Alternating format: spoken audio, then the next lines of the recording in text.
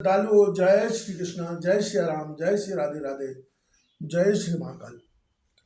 इस प्रवचन में आपको श्रवण कराएंगे सुखदेव जी का अपने पिता व्यास आश्रम में आना, विवाह करके संतान उत्पत्ति करना तथा परम सिद्धि की प्राप्ति करना। व्यास जी ने सुखदेव जी को हृदय से लगाकर तथा उनका सिर सुनकर उनकी कुशलता पूछी। सब शास्त्रों में कुशल एवं वेदाध्ययन में तत्पर श्री सुखदेव जी अपने पिता के साथ उस रमणीय आश्रम में सावधान होकर रहने लगे। राज्य करते हुए महात्मा जनक की यह विदेहावस्था देखकर सुखदेव जी परम शांति को प्राप्त कर अपने पिता के आश्रम में स्थित हो गए।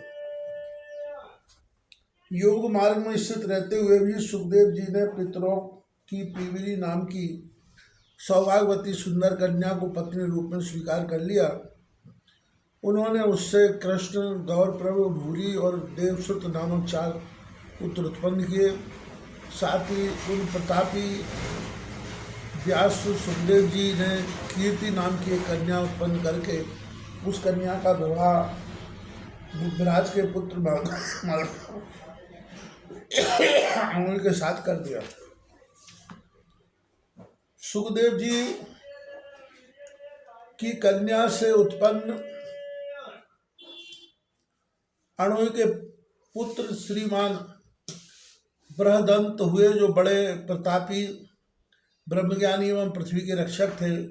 वे कुछ समय के बाद देवर्षि नारद जी के उपदेश से और परम श्रेष्ठ ब्रह्म तत्व का ज्ञान पाकर योग मार्ग का आश्रय लेकर राज्य का भार अपने पुत्र को सौंपकर बद्रिकाश्रम चले गए। वहां नारद जी के कृपा प्रसाद से प्राप्त माया बीज के उपदेश से उन्हें निर्वात तथा तत्क्षण मुक्तिदायक ज्ञान उत्पन्न हुआ। उधर सुखदेव जी अपने पिता का साथ त्याग कर कैलाश के सुरम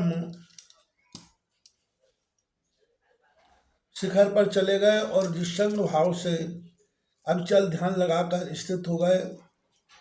कुछ ही दिनों में उन्हें परम सिद्धि प्राप्त हो गई और वे पर्वत के शिखर से उड़ गए तथा महातेजस्वी वे सुखदेव जी आकाश में जाकर सूर्य के समान सुशोभित होने लगे।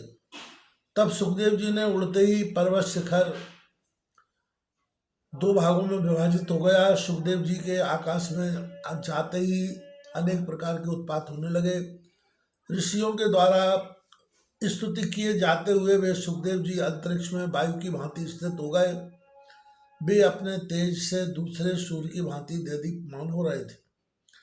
इसी बीच पुत्र के वियोग से व्यग्र होकर व्यास जी बार बार हा पुत्र कहते हुए उस पर्वत की चोटी पर पहुंचे जहां सुखदेव जी रहते थे। थके हुए व्यास जी को दीन भाव से करुण क्रंदन करते हुए देखकर सभी जीवों में साक्षी रूप से विद्यमान परमात्मा ने प्रतिध्वनि के रूप में उत्तर दिया। आज भी उस पर्वत के शृंग पर वैसी ही प्रतिध्वनि स्पष्ट सुनाई देती है।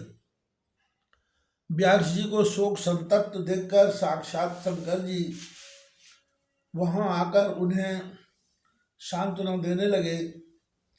हे व्यास जी, आप शोक मत कीजिए, आपके पुत्र श्रेष्ठ योगवेत्ता है। उन्होंने अकृतात्माओं के लिए ही दुर्लभ पर गति प्राप्त कर ली है। सो व्यास जी, तुम्हें चिंता नहीं करनी चाहिए। हे पवित्र आत्मन, सुखदेव जी के समान पुत्र के द्वारा आपकी महान कीर्ति हुई है।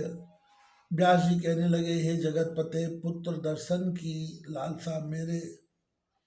लालसा वाले मेरे नेत्र तृप्त हैं। तथा महादेव जी ने उत्तर दिया, अब आप अपने पुत्र की रमणीय छाया अपने पास सर्वदा विद्यमान देखेंगे। हे मुनिवर, उस छाया को देखकर आप शोक दूर कीजिए। तदनंतर व्यास जी ने अपने पुत्र सुखदेव जी की ओजस्विनी छाया देखी। उन्हें वरदान देकर शंकर जी वहीं अंतर ध्यान हो गए।